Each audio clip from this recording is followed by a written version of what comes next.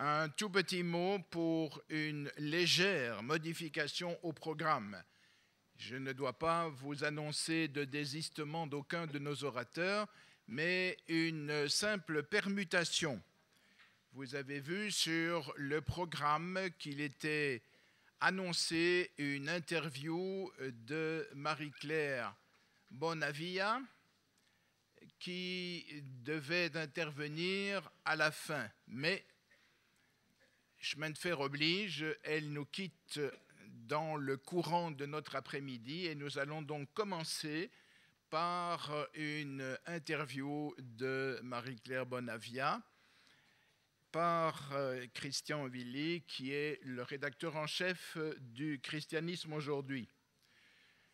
Un tout petit mot, puisque c'est l'usage, de dire la raison pour laquelle je suis ici. En réalité, c'est un concours de circonstances qui fait que cet après-midi a un petit caractère belge. Je m'appelle en effet Paul van den Broek, je viens de Bruxelles, je suis pasteur de l'Église protestante unie de Belgique et professeur retraité de l'Institut Jean Calvin. Et si Marie-Claire Bonavia est maltaise, elle habite Bruxelles. Donc c'est déjà une première raison pour donner à notre après-midi un petit caractère belge. Les autres raisons, je vous les donnerai après. Je donne maintenant la parole à l'interviewé et à l'intervieweur.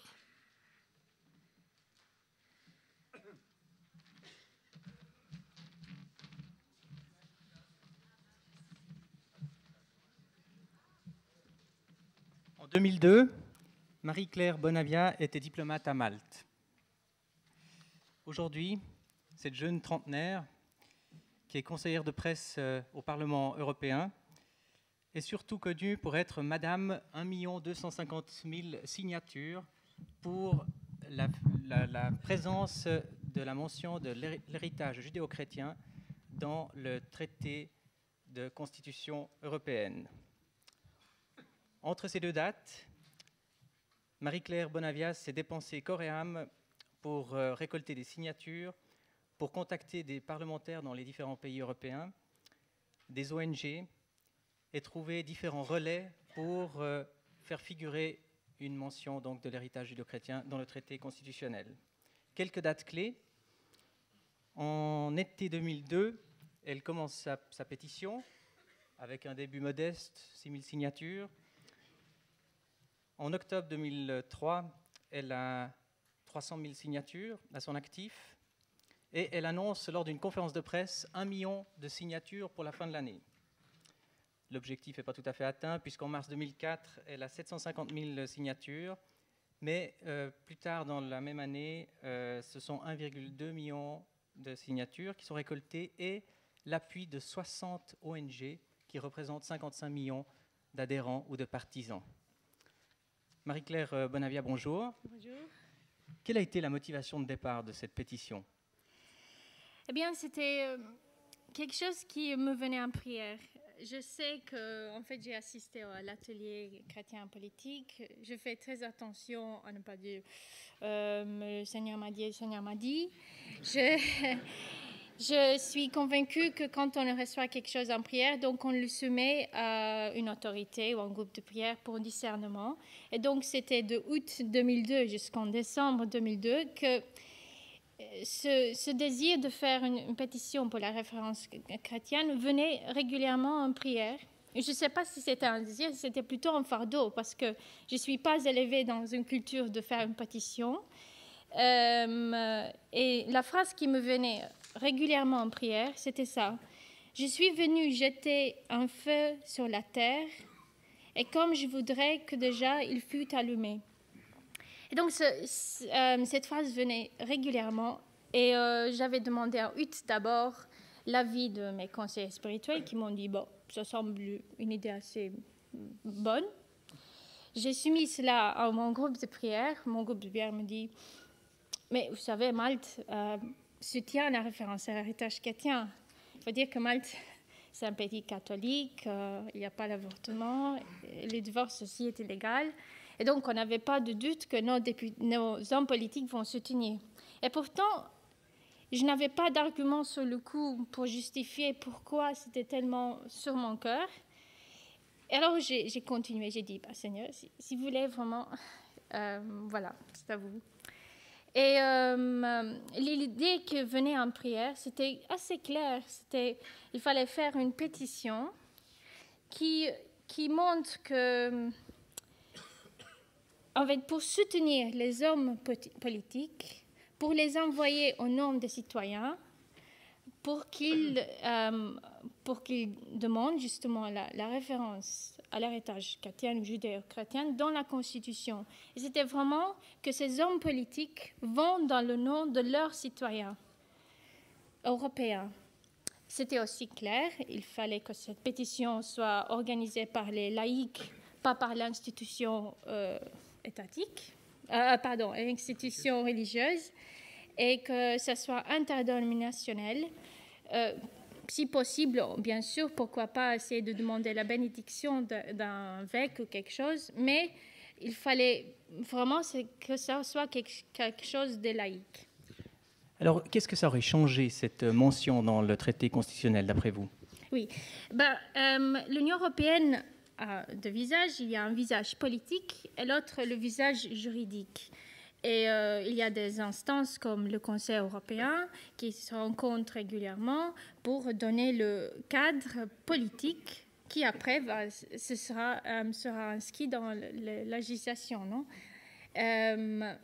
Et donc, le fait d'avoir cette référence, c'est d'abord que l'Union européenne assume son identité, assume l'identité qui a donné... qui était derrière, donc l'inspiration derrière notre vision de la dignité de l'homme, ce qui inspirait nos droits, nos systèmes juridiques d'ailleurs, et ce qui inspirait aussi les démocraties aujourd'hui. Il ne faut pas se leurrer, il y avait les démocraties, non, il y avait la démocratie grecque, Athènes ou Sparte, plusieurs années, il y a longtemps. Mais là, ce n'était pas une vraie démocratie basée sur l'égalité de tous les hommes devant le Seigneur. Il y avait les différences entre citoyens et les esclaves. Donc, le fait de reconnaître la référence chrétienne, c'était justement de rappeler que notre dignité, c'est devant Dieu, c'est égal, et ce n'est pas parce que c'est la loi qui le dit, on a cette dignité. Voilà. Qu'est-ce que ça... En plus, ça aura permis l'Union européenne, une fois qu'elle assume son identité, d'avoir un dialogue d'égal avec le monde arabo-musulman ou musulman. En tant que diplomate, j'étais très engagée dans le dialogue euro-méditerranéen. Je me souviens de quelque chose qu'un diplomate égyptien m'avait dit. Nous, on ne veut pas de dialogue. Vous êtes financièrement supérieur à nous, mais vous êtes moralement inférieur à nous. Et j'ai dit, mais toi, tu parles à une Maltaise. Parce qu'il m'avait dit, mais vous, les gens de l'Ouest, vous avez délaissé votre héritage chrétien. J'ai dit, là, tu parles à une Maltaise dans la mesure où c'est encore inscrit dans notre droit, c'est inscrit dans notre cœur. C'est pas, on n'a pas l'avortement ou le divorce, c'est pas parce que la loi, mais parce que les gens voient que c'est important pour la dignité de l'homme. Mais quand même, j'ai réfléchi beaucoup à ce qu'il avait dit, et j'ai retenu ça pour justement aussi la référence chrétienne, c'est que la laïcité seule ne suffit pas. En France, on veut la laïcité, mais la laïcité sans la moralité, c'est le totalitarisme. Donc, voilà.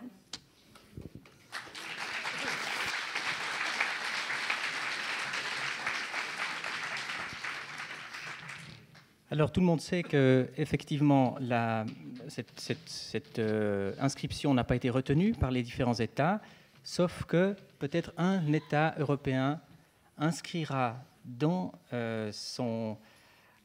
dans sa ratification une mention. Comment c'est possible? C'est la dernière possibilité qui reste, c'est que dans les statuts de ratification, c'est-à-dire quand la Constitution va être ratifiée, il y aura inscrit donc que l'héritage que cet État reconnaît, c'est l'héritage chrétien ou judéo-chrétien. C'est donc dans les moments de ratification de la Constitution européenne. Ce n'est pas encore perdu pour la France, si vous le voulez bien. Donc il y a un État qui effectivement réfléchit à ça encore. Donc vous voyez que même le refus de sa proposition et du 1,250,000 citoyens qui se sont joints à sa proposition peut encore avoir des effets. Et puis alors maintenant, quelle est la suite? Oui, voilà, j'ai eu beaucoup de questions maintenant. Est-ce que c'est fini? D'abord, je dois dire que ce n'est pas perdu. Puisque notre appel, on est chrétien, on est appelé d'être missionnaire. Donc, notre appel d'abord, c'est de proclamer le nom de Jésus. On assume, on n'est pas maître des résultats, c'est le Seigneur qui donne la croissance. Et donc, même si elle n'est pas inscrite d'abord dans la Constitution, espérons peut-être de 3 pays, ça a permis que les discussions aient lieu. Je dois dire que quand je l'avais lancé, j'ai eu beaucoup d'attaques des juristes et de la média me disant c'est trop tard, mais de toute façon c'est perdu d'avance. Mais ça a permis la discussion, d'abord. Deuxièmement, s'il ne va pas être dans la Constitution, il faudra que nous, en tant que chrétiens, on regarde nos propres constitutions, la France, la sienne. Est-ce qu'on respecte la vie d'abord? Deuxièmement, il y a le côté que chrétien, il ne faut pas se cristalliser sur le passé parce qu'on n'a pas la référence, alors on casse la Constitution. Il y a le fait que nous, on a des gens, on a l'espoir avec nous et notre appel c'est de réévangéliser alors l'Europe dans tous ces aspects, l'économie, l'éducation, la culture. Donc, il y a encore beaucoup à faire. Et je dois dire, il y a beaucoup de fruits déjà, de petits groupes qui se rencontrent pour intercéder pour la politique. Donc, des gens de milieux différents, socialistes, de droite, voilà, qui intercèdent. D'autres, ils vont peut-être prévoir de la formation, voilà. Je ne sais pas. Merci beaucoup et bonne continuation. Merci.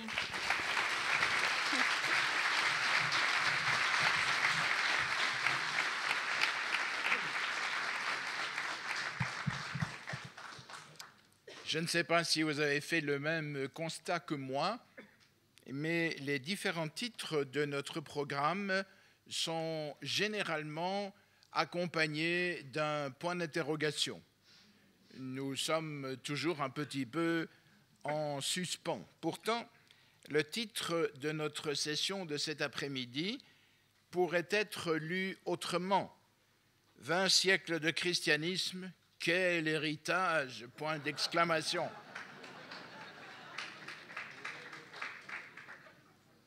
C'est d'autant plus après avoir entendu notre interviewé que je me pose cette question. Je souhaite en tout cas que ce ne soit pas des points de suspension que nous devions mettre après l'héritage. Je vais maintenant donner la parole au père Pascal Hyde et je vous avais promis de vous démontrer qu'il s'agissait d'une après-midi belge. En effet, le père Hyde est belge, en tout cas d'origine. Son nom est même un nom de Flandre. Je me sens donc d'autant plus à l'aise pour vous proposer de l'écouter avec attention. Il est docteur en philosophie, il est docteur en médecine et il est doctorant en théologie. C'est bientôt qu'il aura ce fleuron supplémentaire à sa couronne. Il a aussi écrit une vingtaine d'ouvrages. Il y en a 2 ou 3, un qui est de sa plume seule, 2 autres qui sont des collectifs auxquels il a collaboré. Ne manquez pas de passer par la table de littérature. J'ai le plaisir de donner la parole au père Pascal Hyde.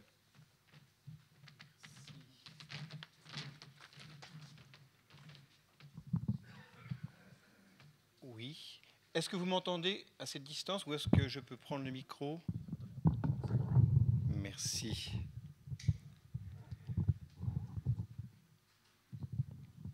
D'abord, je tiens à vous remercier. Je dois dire que je suis un peu impressionné. C'est la première fois que je parle devant un public qui ne m'est pas très familier, mais je suis très heureux d'être parmi vous. C'est un sujet qui m'a paru être une espèce de challenge difficile, résumé en, mais je ne m'inquiète pas parce que ça, pour le temps, on va pouvoir me calibrer, résumé en une demi-heure ou 35 minutes, 2000 ans de christianisme. Il faut être soit mégalomaniaque, soit carrément cuistre. Je ne sais pas si je suis l'un ou l'autre ou les deux. Alors, j'essaie de réduire un tout petit peu en me disant, je vais vous parler de ce qu'on appelle la morale, c'est pas très bien vu de parler de la morale, ou de l'agir en Christ. Comment est-ce qu'il a évolué? Comment est-ce que l'agir de celui qui est fidèle au Christ a évolué durant ces 2000 ans? Alors, pour brosser les choses de façon rapide, simple, mais je n'espère pas simpliste, je dirais qu'il y a 4 temps, pour rentrer directement dans le vif du sujet. Premier temps, bien évidemment, le temps fondateur, qui est l'Évangile. Qu'est-ce que l'Évangile? Qu'est-ce que l'Écriture me dit de celui qui veut fidèlement suivre le Christ? Un des textes principaux, sinon même le texte fondateur, c'est le premier des 5 grands discours que l'on trouve en Matthieu, qui est le fameux discours sur la montagne, chapitres 5 à 7. Vous vous souvenez, je vais résumer en 2 ou 3 points. Premier point, les fameuses béatitudes. Qu'il est passionnant, mes amis, qu'il est passionnant que le premier mot que Jésus prononce dans sa vie publique, 5 verset 3, Makarioi, bienheureux, non pas heureux, heureux ça fait un peu, il y a un comique français, hein, heureux, hein. Non, c'est bienheureux, et comme traduit Chouraki, ça veut dire en avant, il y a quelque chose, une espèce d'énergie extraordinaire. Donc le premier mot du Christ, c'est ça, c'est en avant. Et donc, la morale chrétienne est une morale, bien sûr, dynamique, dont le premier mot, ce n'est pas « tu dois, il faut », ce n'est pas d'abord une morale légaliste, ce n'est pas d'abord une morale de la loi, c'est une morale du bonheur, bienheureux. L'homme est appelé au bonheur. Et ça va être décliné, comme vous le savez, en 8 ou 9 béatitudes, il y en a 4 chez Saint-Luc. C'est que nous, les catholiques, on dit Saint-Luc, c'est vrai. J'ai des réflexes catholiques que je ne pourrais pas effacer comme ça. Hein. Et donc, ces 8 ou 9 béatitudes qui sont autant de chemins et qui, sur le fond, sont la manière dont le Christ lui-même vit cette vie. Quel est celui qui est pauvre et qui est bien heureux d'être pauvre parce qu'il reçoit tout du Père? Quel est celui qui est doux et vraiment doux et humble de cœur, comme le dira en Matthieu 11, 29? Quel est celui qui, etc., etc. C'est le Christ. Donc, la morale que l'on voit inscrite dans l'Écriture est une morale du bonheur, et dont l'exemple même du bonheur, c'est le Christ. Donc ça, c'est le premier point. J'ai conscience que je résume à très grands traits. Deuxième point que je vois aussi dans ce fameux discours sur la montagne. Après, on va voir apparaître les 3 grands actes qui sont l'aumône, la prière et l'aumône et le jeûne.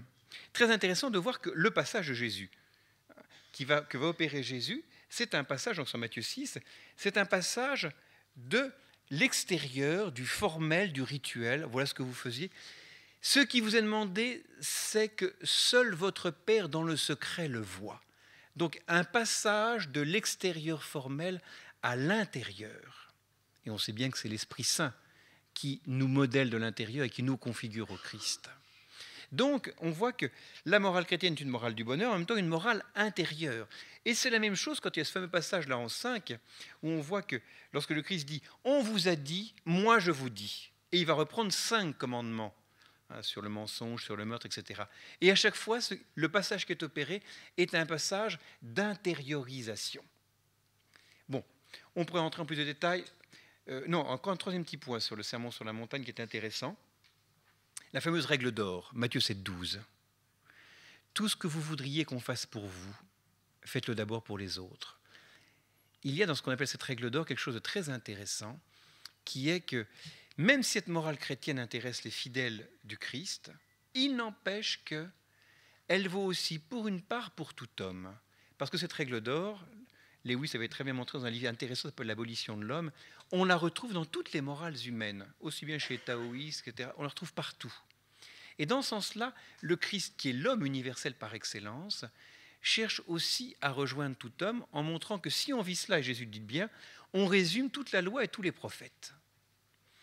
Bon, je résume comme ça en quelques... J'ai conscience que je pourrais dire d'autres choses. Un tout petit mot sur Paul. Vous savez comme moi que les grandes épîtres de Paul, on peut en distinguer deux parties. Il y a une partie qui nous parle davantage du Christ, et une autre partie qui est comme une application, comme on dit, parénétique. Mais ce qui est intéressant, c'est qu'on a trop distingué. Si je prends la grande épître aux Romains, il y a deux parties, chapitre 1 à 11, deuxième partie, chapitre 12 à 16. Vous vous rappelez comment commence le chapitre 12 ? Je vous exhorte, frères, à offrir vos corps en hostie sainte et vivante, etc. On oublie quelque chose. Alors, en hostie, ça dit beaucoup de choses. Je vois vos sourires, en victime, etc. Bon, ce que vous voulez. Ce qui m'intéresse, c'est quand on dit ça, on a oublié le début. On a oublié le début. Moi qui vais en Italie, il fait chaud, je peux vous dire ici. À savoir le « c'est pourquoi ». Ce qui est intéressant, c'est le « c'est pourquoi ». Ça signifie que chez Paul, il n'y a pas de distinction entre tout ce qui nous apprend sur la justification que donne le Christ et l'agir en Christ. Le « c'est pourquoi » me montre que la morale n'est surtout pas quelque chose qui est une espèce de, pas d'application, mais une espèce de truc un peu formel, juridique, légaliste, etc. Non, c'est ma manière de vivre ce que j'ai contemplé du mystère même du Christ qui me sauve. Et le « c'est pourquoi » me montre que lorsque je contemple ce que le Christ fait pour moi, voilà ce que je vais faire, dans une continuité. Et ça, c'est constant. Reprenez Philippiens 2, quand Paul veut nous appeler, nous les chrétiens, à cette véritable humilité qui n'est pas du tout une façon de s'écraser, de dire, voilà, je ne suis rien, je ne suis qu'une limace visqueuse sous ta divine semelle. Non, c'est pas ça l'humilité. Quand il veut nous montrer ce que c'est que l'humilité, il nous dit, voilà ce que le Christ a fait. Le Christ qui était de condition divine ne retint pas jalousement le rang qu'il égalait à Dieu. Et voilà pourquoi, ayez en vous les mêmes sentiments que ceux qui sont dans le Christ. Philippiens 2,5.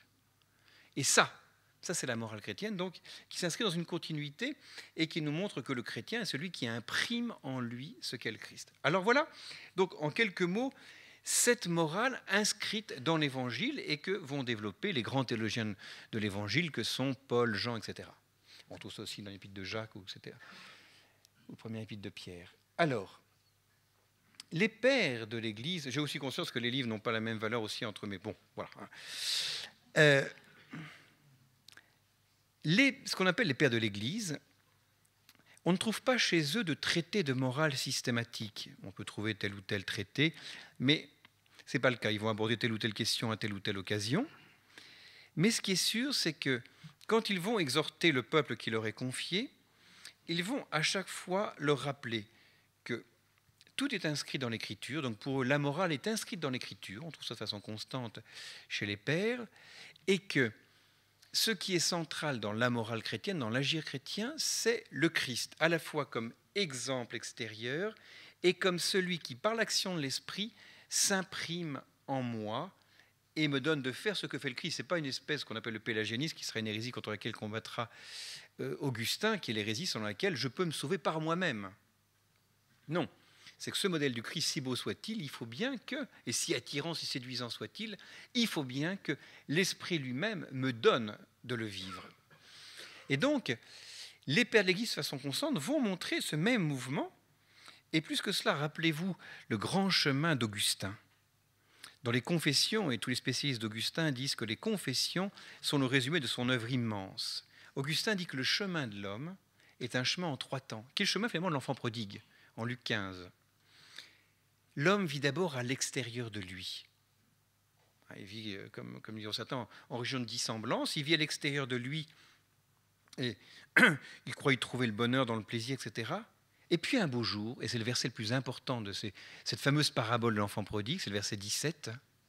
Un beau jour, par la souffrance, par la tristesse, de coup il se rend compte que les biens de ce monde sont vains, trompent. Et ce verset 17 dit, il rentre en lui-même. Que cette importance-là.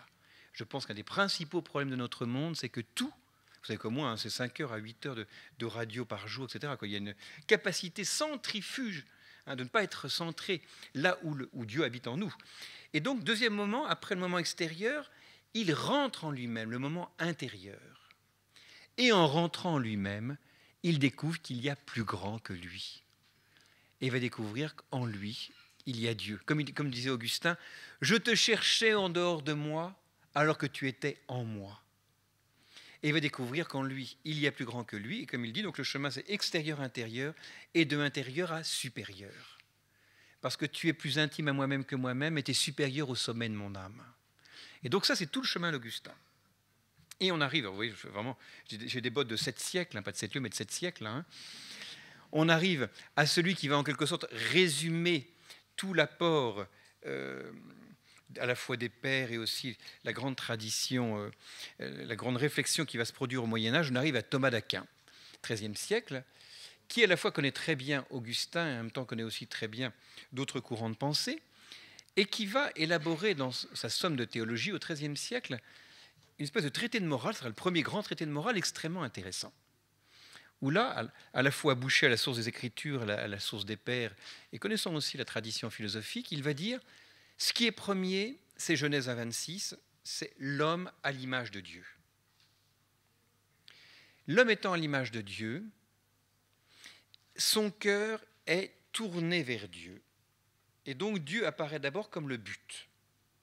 Vous savez, quand je fais des préparations au mariage, quand je rencontre des fiancés, la première question que je pose aux fiancés, c'est « Pourquoi est-ce que vous voulez vous marier ?» Ils me regardent un peu étonnés, ils disent « C'est parce qu'on s'aime. » Non, ça je m'en doute. Si vous venez me voir, c'est parce que vous vous aimez. Mais ce n'est pas le sens de ma question. Je ne vous demande pas pourquoi en un mot. Je vous demande pourquoi en 2 mots. C'est-à-dire pour quelle raison. Alors je peux vous dire, en général, ça les plonge dans les abîmes de réflexion.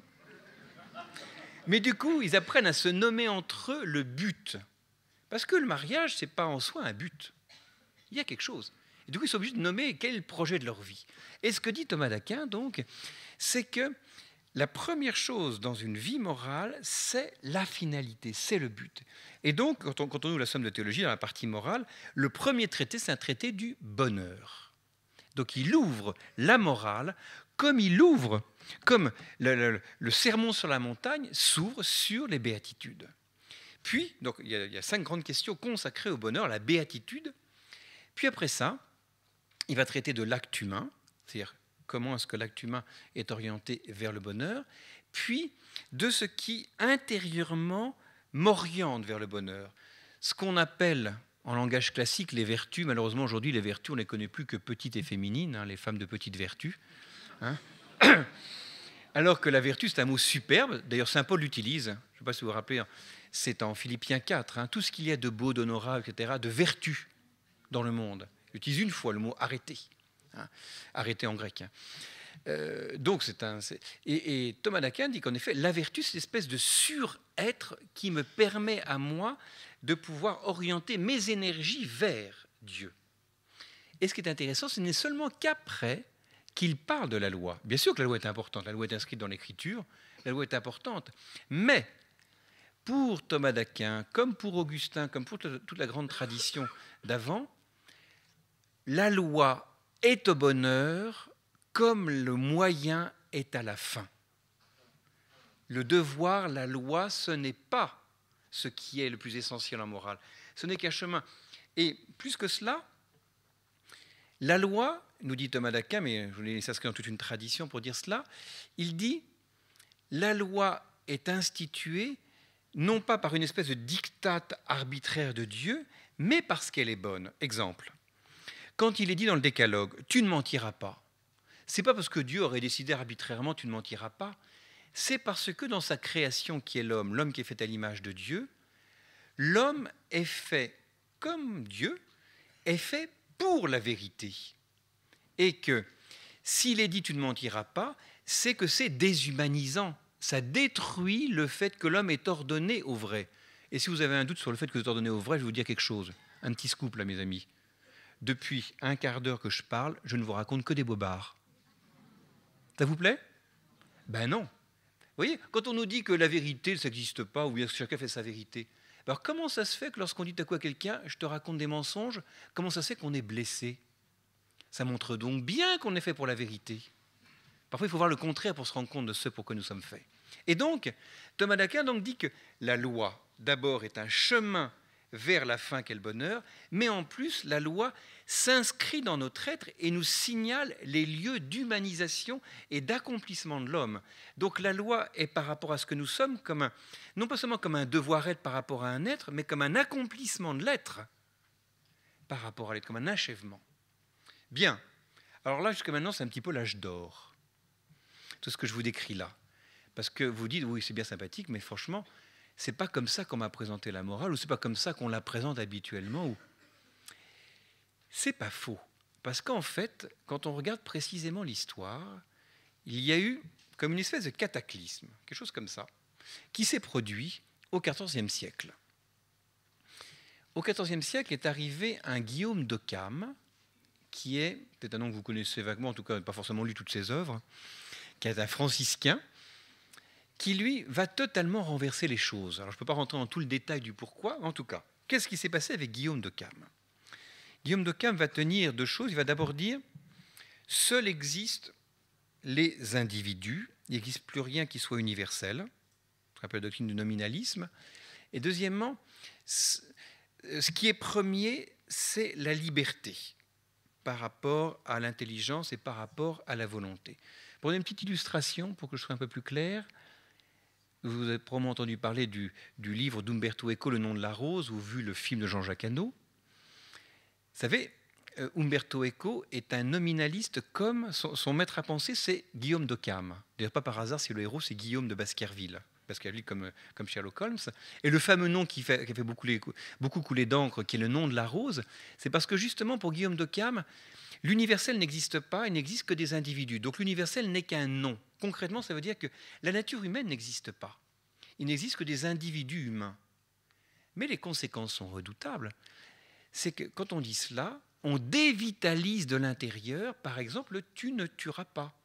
Le « tu ne tueras pas » n'a pas de fondement parce qu'il n'existe pas une vie humaine. Il existe des individualités avec une liberté qui fait ce qu'elle veut. Les conséquences vont être immenses. Pour Guillaume d'Occam, désormais, ce qui va être premier en morale, c'est la loi. Et quand Dieu va dire, on va prendre donc un exemple comme le « tu ne mentiras pas », Dieu décide, donne cette loi par Moïse, « tu ne mentiras pas », mais Dieu aurait très bien pu instituer une autre loi, à savoir « tu mentiras ». Et Guillaume d'Occam dit très précisément, il dit « Dieu aurait pu instituer la loi « tu blasphémeras » et faire de cette loi un chemin de salut ». Il dit même, par exemple, que si Dieu avait voulu, il aurait pu s'incarner dans une pierre, etc., etc. Autrement dit, on va voir apparaître une espèce d'arbitraire total, et tout va être suspendu au libre vouloir divin qui décide, sans aucune espèce de sagesse, de ce qui est premier. Donc, qu'est-ce qui se passe chez Guillaume d'Occam? Chez Guillaume d'Occam, et ça c'est le fond, on va voir une espèce de renversement dans le regard sur Dieu. Le regard biblique sur Dieu est un regard, non pas qui voit d'abord Dieu comme tout-puissant. Dieu n'est pas d'abord tout-puissant dans l'Écriture. Il est d'abord celui qui est sage et aimant. Dieu d'abord est un être qui crée toutes choses avec sagesse et par amour. Et sa création est belle.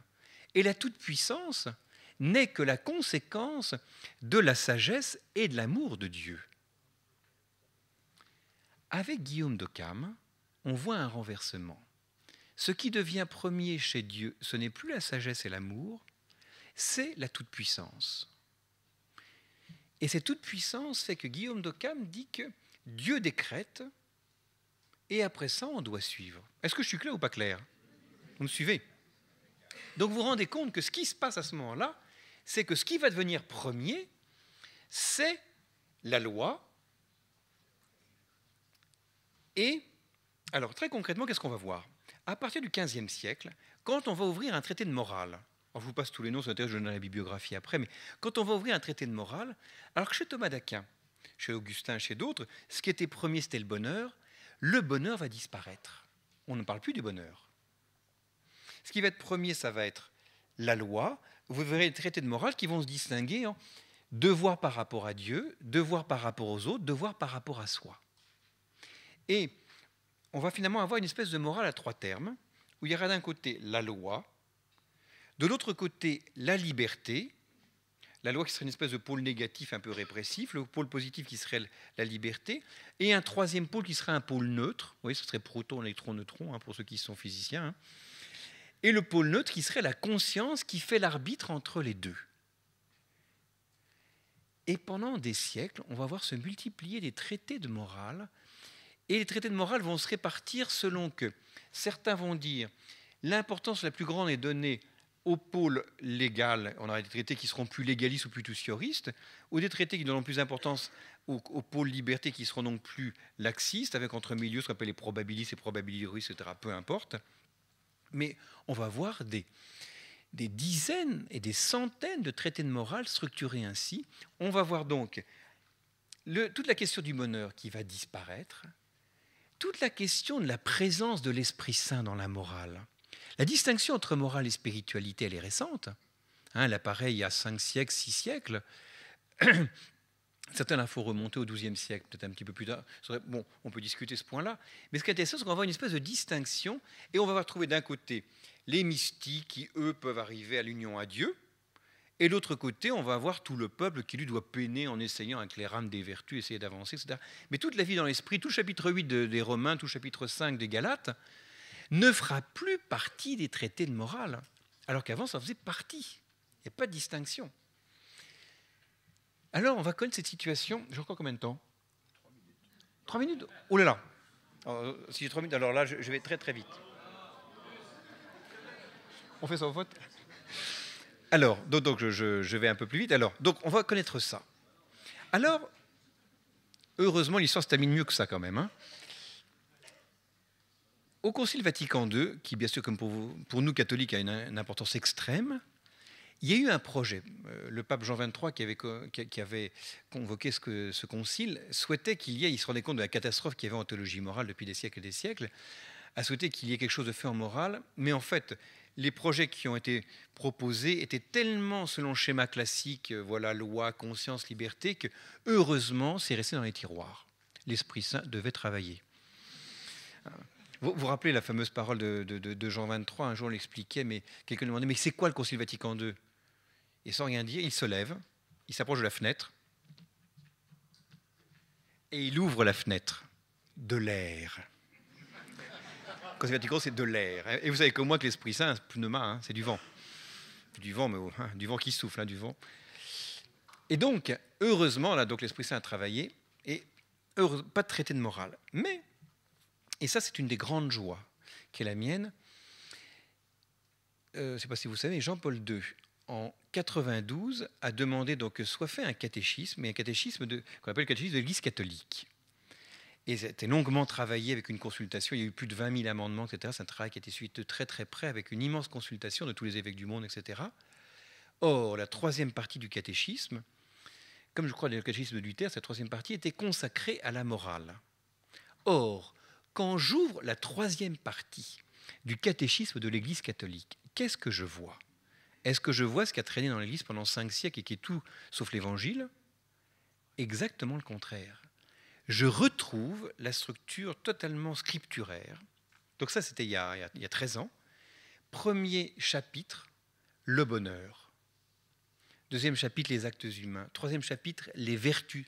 Et la loi n'intervient qu'après.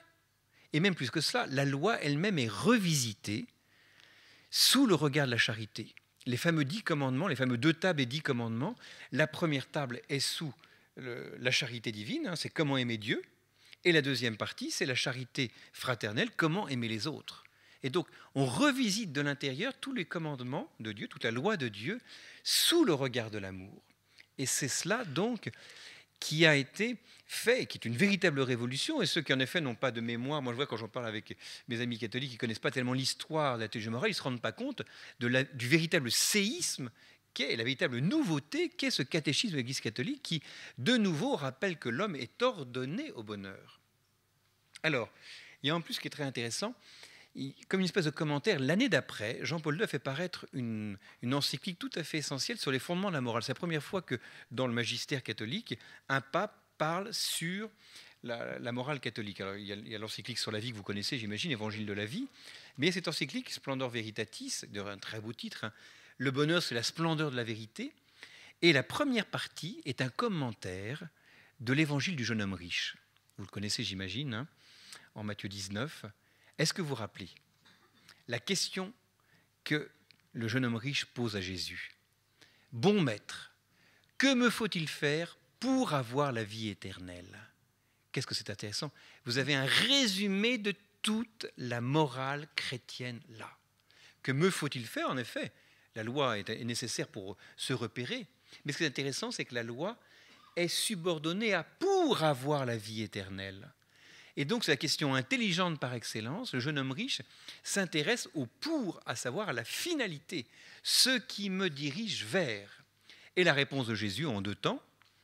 D'abord, suis les commandements, mais plus loin que ça, parce que ça, à la limite, ce serait l'Ancien Testament. Plus loin que ça, c'est « et maintenant, vends, donne tout ce que tu as et suis-moi ». Et là, ce passage, qui est le passage que tout homme est appelé, tout chrétien est appelé à accomplir, qui est le passage du ce que tu dois, du dû, au don, donne tout ce que tu as, qui est le passage donc à la charité elle-même. Donc tout ça, bien sûr, inscrit dans la foi même au Christ, puisque « suis-moi ». Et la foi au Christ, qui est la foi qui nous sauve.